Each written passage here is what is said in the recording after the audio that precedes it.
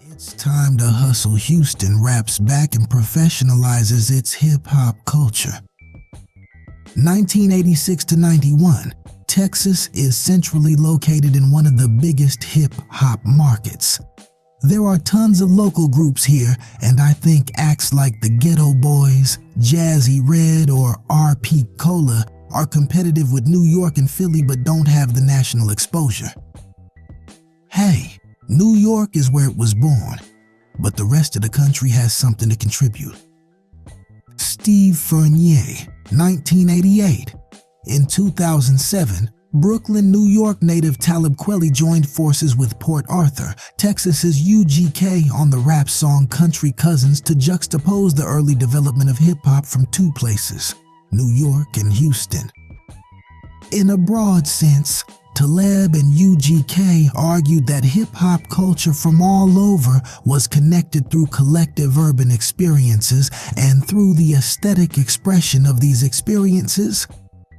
In a narrow sense, each artist used the musical bars to explain how they came to participate in hip-hop culture. Yet it was Bumby's verse that poetically summarized how artists from Houston and surrounding areas accepted and participated in old-school hip-hop culture by way of New York and later Los Angeles and Compton, but also how they began to appropriate and contribute to the culture. Growing up in PA, I knew nobody out there talked like us, nothing but that county slang. What up, dog? What up, cuz? Late night you see us guzzling 40s, menthols, wine and weed, sitting on the back porch, getting zooped.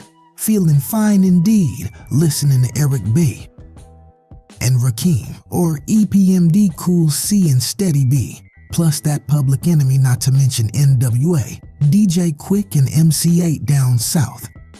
We listened to it all. We didn't discriminate. Then along came Ghetto Boys, Raheem, and the Royal Flush Rap-A-Lot Records based out in Houston represents for us OG style. The Convicts, Death 4 and Too Much Trouble Odd Squad, and Gangsta Nip put it down for H-Town on the double. So I said, it's time to hustle. Got down with my brother C, put together UGK, and shit. The rest is history. We make hits by the dozen. Put it down when they said we wasn't, trust me. It's nothing, just another day in the life of Country Cousins. Bundy's lyrical explication is the story of many Houston hip-hoppers coming of age in the early to mid-1980s. Those who became fans of hip-hop culture participated through Houston's various systems of support and soon transitioned from dilettantes to professionals. Stories like his offer an exceptional prologue to explain how Houston's hip-hop community transitioned from supporters and participators to appropriators. The years 1985 and 1986 were important ones for the professionalization of Houston's hip-hop culture.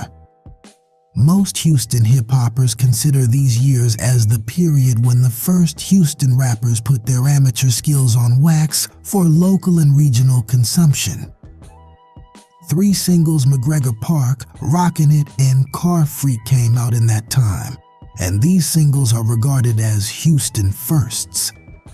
In the 1980s, many black families congregated on weekends at one of 2 local parks, Dewson Park in Northeast Houston and McGregor Park in South Houston. These 2 parks were the host sites for picnics, barbecues, pickup basketball games, juvenile fun, quality family time, and sometimes fights and pistol play. Additionally, these parks were the sites of impromptu car shows and parking, lot pimping. Many young men slowly drove their upgraded old school cars through the park lanes, showing off their pimped outrides. These improvements were usually in the form of lowered frames, lowriders, hydraulics, high gloss paint jobs, new rims or white wall tires, reupholstered interiors, and sound systems that made the trunk rattle because of the intense bass.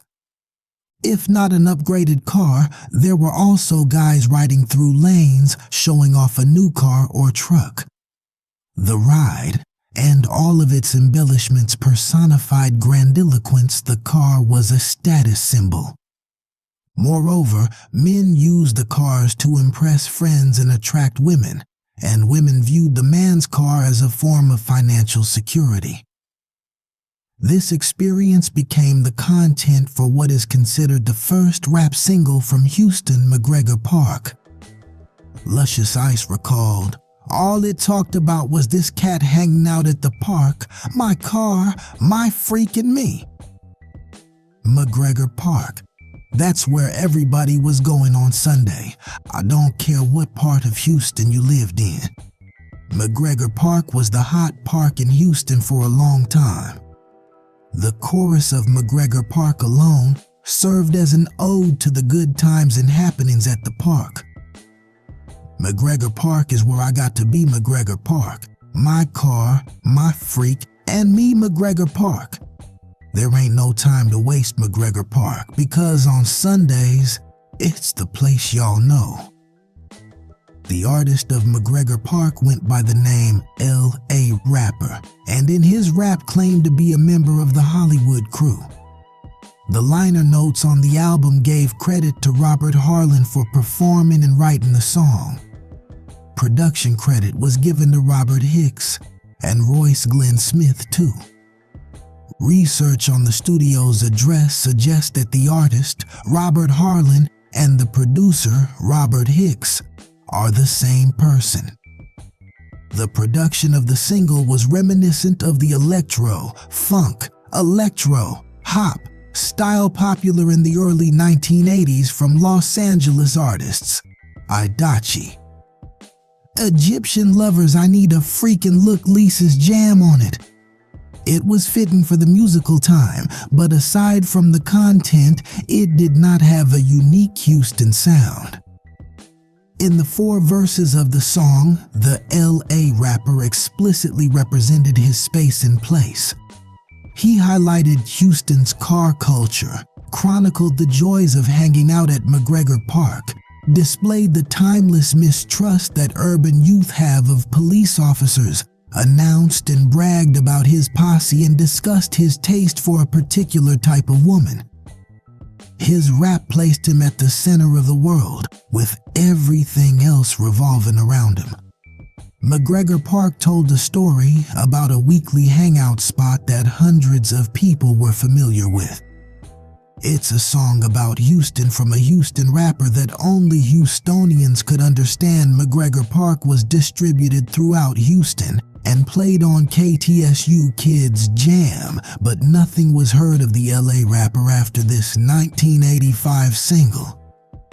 The next single within the triumvirate was Rockin' It, recorded by a group of teenagers who called themselves Real Chill. Real Chill members K, Reno, Timothy Hood, GT, and James Connor, Preppy J, were South Park residents and Sterling High School students. Rockin' It also had an electro-hop sound, but its content was reminiscent of Run DMC sucker MCS. K. Reno, GT, and Preppy J traded lyrics between bars, boasting about their lyrical dexterity, their skillful ability to rock a mic. Rockin' It did not garner many record sales, but according to K. Reno, it was played on Kids Jam and allowed the group to travel around the country to perform while they were still in high school. Rockin' It was the first and last venture for Real Chill. Within the next 2 years, K. Reno continued to hone his skills through battle rapping. One such battle rap occurred one afternoon at a neutral location known as the Battleground, a parking lot at MLK and Belfort, against another notorious rapper from South Park, Gangsta NIP, that resulted in a draw, described Lance Scott Walker.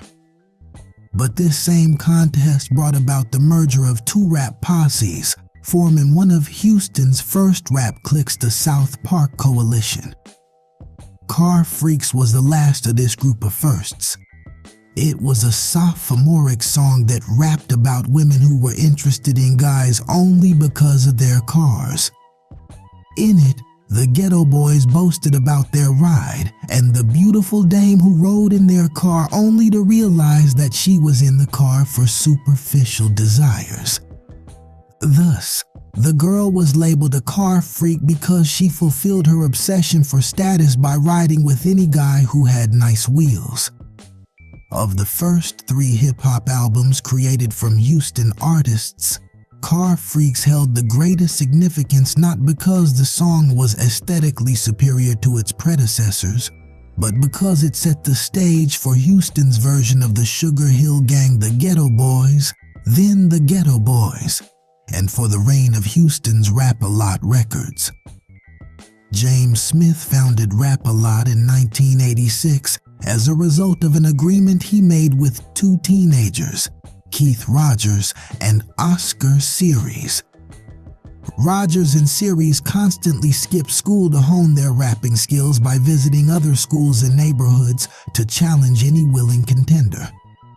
In a bold effort to professionalize their amateur act, they pursued Smith as a financier. Smith promised them that he would finance an album for them if they became good students. Accepting his challenge, upon completion of their homework, the duo met Prince daily at the home of Prince's mother. They eventually teamed with Smith's stepbrother, Thelton Polk, K9 Sir Rap-A-Lot, to form the original Ghetto Boys. Soon afterward, Smith found himself getting deeper and deeper in the music business. Much of Smith's life prior to the incorporation of Rap-A-Lot is unknown. Like Don Roby before him, Smith was raised in Houston's 5th Ward, the eldest of 5 children.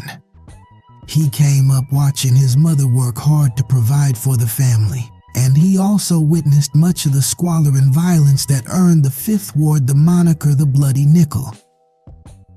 It was his mother's struggles and the dark realities of the 5th Ward that inspired him to find a way to get out and make money. He began working at 8 years old, and after graduating from high school, he worked as a bank teller and insurance clerk. All the while, Smith held a vision of something better for himself and his family. After being laid off from his insurance position, he took a job as a car dealer. He quickly noticed he had a way with people. They trusted him, opened up to him, and Smith found success. Since his life before Rap-A-Lot is undocumented, it is not clear how Smith financed the startup label and its production activity. However, over Smith's lifetime in the entertainment industry, numerous allegations have linked Smith to drug trafficking and other acts of criminal vice, suggesting that these activities funded Rap-A-Lot early efforts.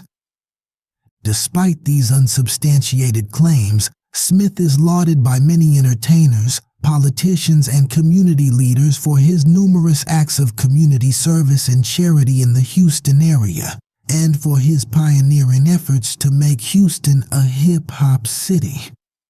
A few other details about Smith and Rap-A-Lot remain unknown.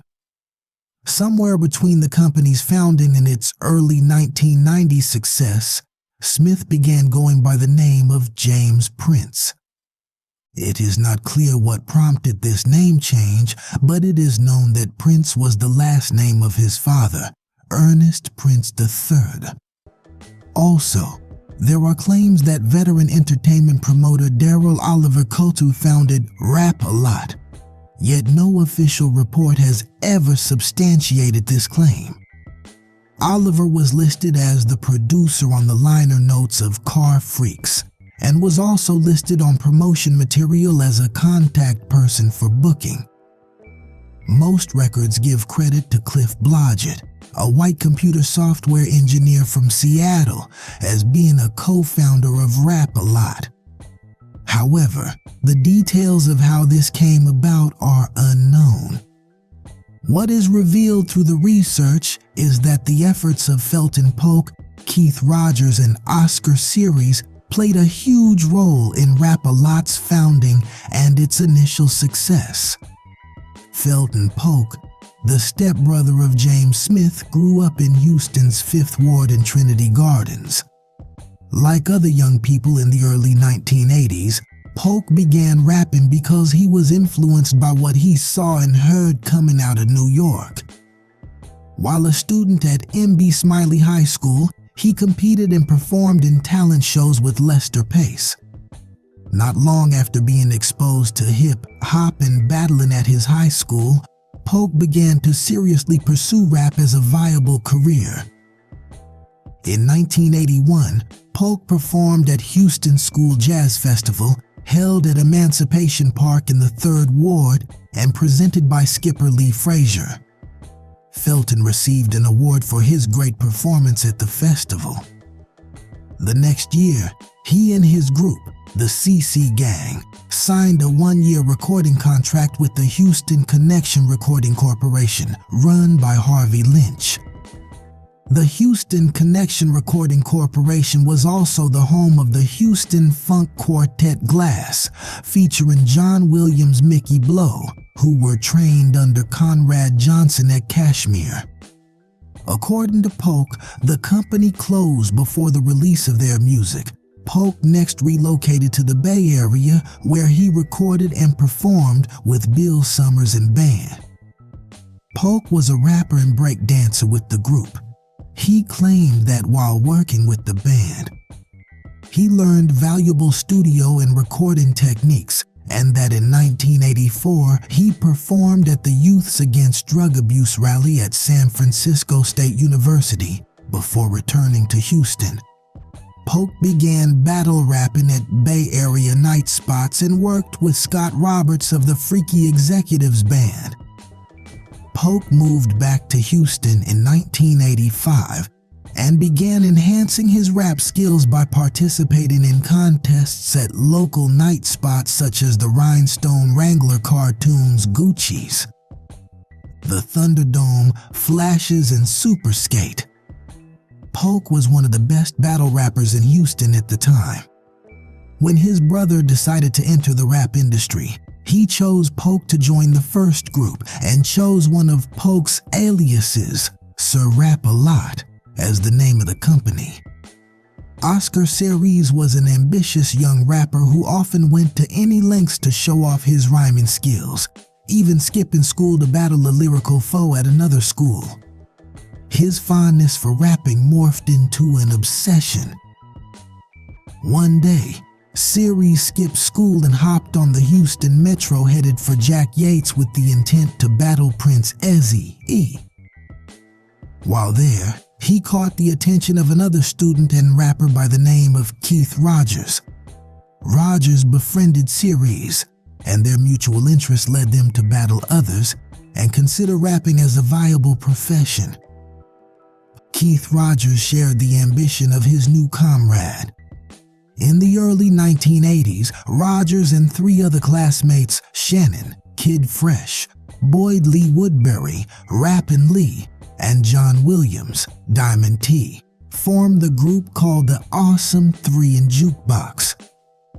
Rogers recalled that they went to great lengths to establish themselves in Houston. They caught the bus to other schools to make it in time for lunch. They were so dedicated that they created shirts that read the Awesome 3 and Jukebox, and as Rogers boasted, they knew what we was coming for. The Awesome 3 and Jukebox soon began to perform at college shows and other talent events. They were initially managed by the TSU chapter of Alpha Kappa Alpha sorority, which helped them get gigs and brought them along to community service events. These young ladies brokered the opportunity for the Awesome 3 and Jukebox to open up for the SOS band at the TSU homecoming. In the audience that day was a con artist by the name of Brian, whose deception led Rogers and Ceres to James Smith. Rogers recalled the incident. "This guy Brian came to us with a briefcase and this and that. His credentials was tight, at least they looked tight to a lil 14-year-old kid, and it looked like he had his act together. And my thing was Run DMC. I'm trying to get on TV. I want to be like LL Cool J. But what he really wanted was to use us to get to the money. James Smith had the money.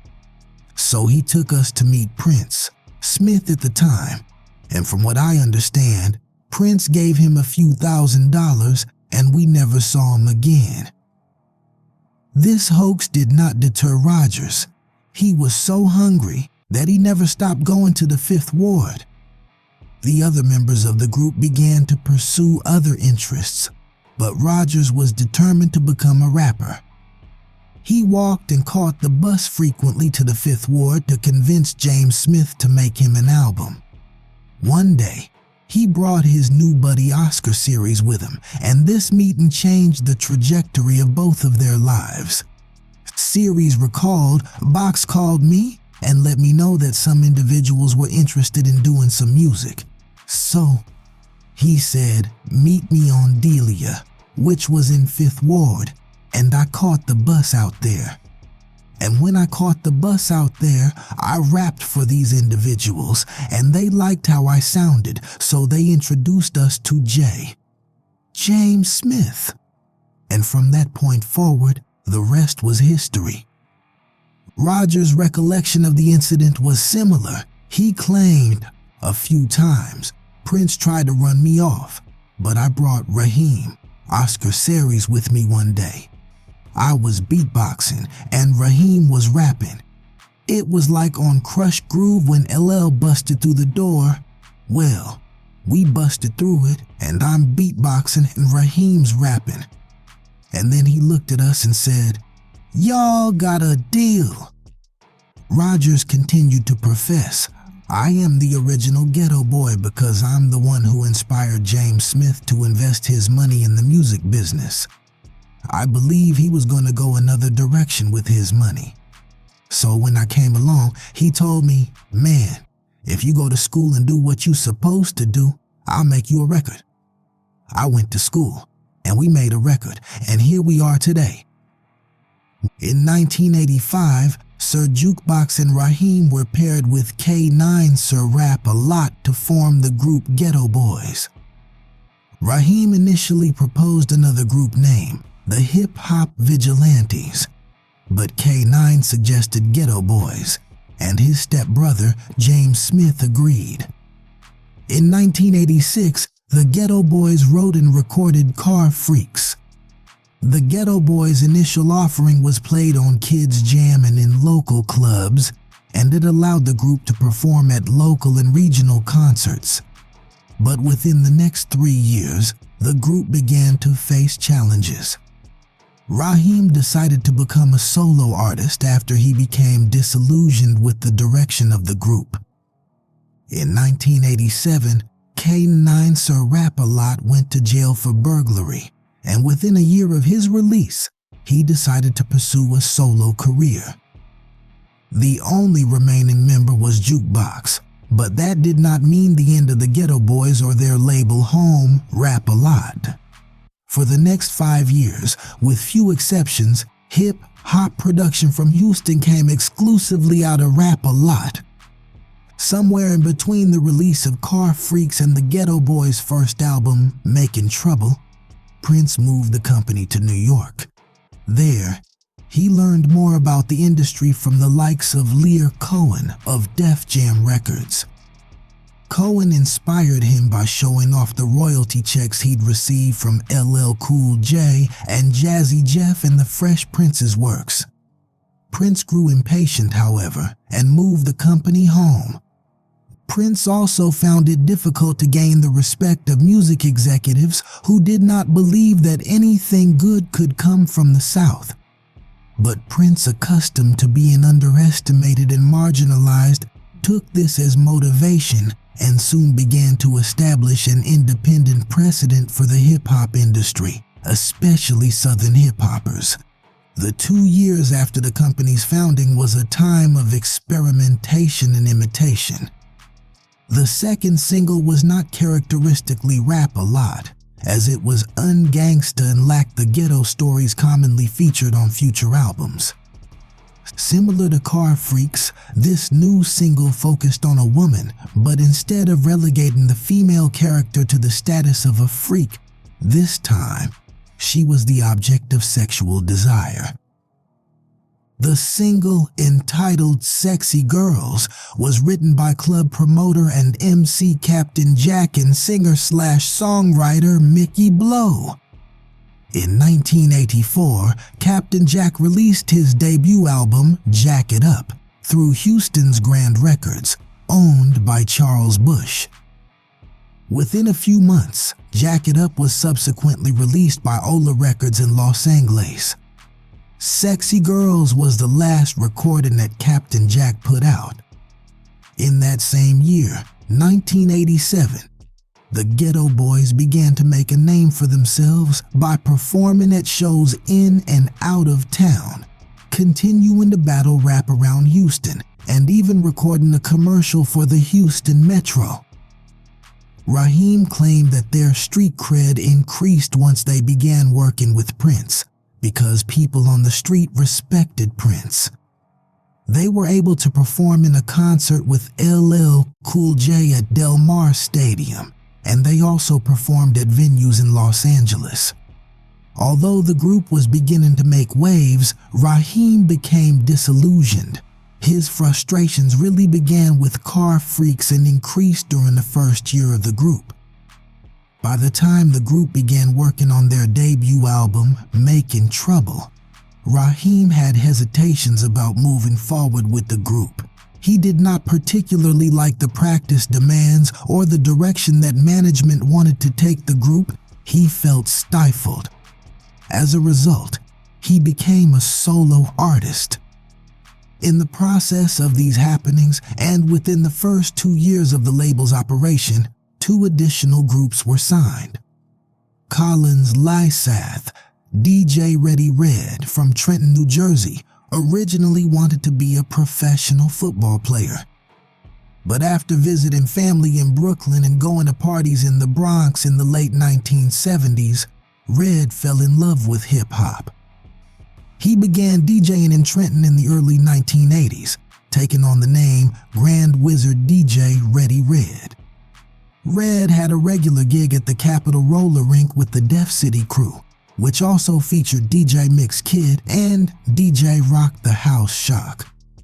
He soon joined forces with Prince Johnny C, Jonathan Carmichael, and Brother Ray D, Eddie Moses, to form the rap group The Mighty MCS. Not only did Red DJ form the group, but he also began to experiment with production. In 1987, Red came to Houston to help his sister leave a bad relationship. Red planned to stay in Houston to get his sister away from her domestic issues before transitioning to California. During his first month in Houston, January, he began to check out the local hip-hop scene at places such as the Rhinestone Wrangler. There, he hooked up with another group of out-of-town hip-hoppers who went by the name the Casanova Crew. The Casanova Crew was a collection of DJs and MCs who had each moved to Houston for college or better economic opportunities. The crew originally included members Viciously, Brooklyn, Easy, C, Brooklyn, DJ John B, Brooklyn, and DJ Lonnie Mac Chicago. Once they met Red and learned of his skills, they adopted him into the crew. In quick time, the group changed its name to Dep 4 and began recording a demo to pursue a record deal. 202 one night, Red participated in a DJ contest at the Rhinestone Wrangler that attracted the attention of 2 Rap-A-Lot affiliates, NC Trihan and Sir Jukebox. NC Trihan introduced Red to Prince at the new Rap-A-Lot office on North Shepherd in the Heights. Prince loved the Def 4 demo, but he really loved the production and instrumentation created by Red. Prince signed Def 4 and brought on Red as the DJ for the Ghetto Boys. The next group signed was Royal Flush. Royal Flush was led by Ricardo Royal, a brash young man who came to Houston to escape the consequences of juvenile crimes. Royal was originally from Atlantic City, New Jersey, but in 1976, his mother decided to move the family to Los Angeles to start over after a failed relationship with Royal's father. Los Angeles, particularly South Central Los Angeles, was a culture shock for Royal because of the prevalent gang culture. Along with his mother and brother, he moved into a neighborhood adjacent to the black middle-class suburb known as Baldwin Hills. This same neighborhood, nicknamed the Jungle, was also controlled by the Blood Street gang. In South Central, Royal tried to avoid the lure of gang life by playing football and breakdancing. But he was soon drawn in after the murder of one of his friends by the Crip Street gang. Royal immediately joined the Bloods, seeking protection and to avenge his friend's death. As a result, he became involved in various criminal acts, including trespassing, assault, and attempted murder. Royal's mother also found trouble, as she was discovered working as a vocational nurse in Los Angeles under someone else's license. Therefore, in 1981, Royal's family moved to Houston seeking to start over again. Royal arrived in Houston with hip-hop already in his veins. In Atlantic City and Los Angeles, he had been a breakdancer, and while an elementary student in Atlantic City, he had heard early hip-hop mixtapes from New York.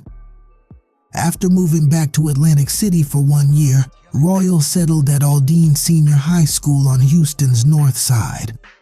Though he initially did not want to rap, he began to battle rap as a way to dominate and quiet foes.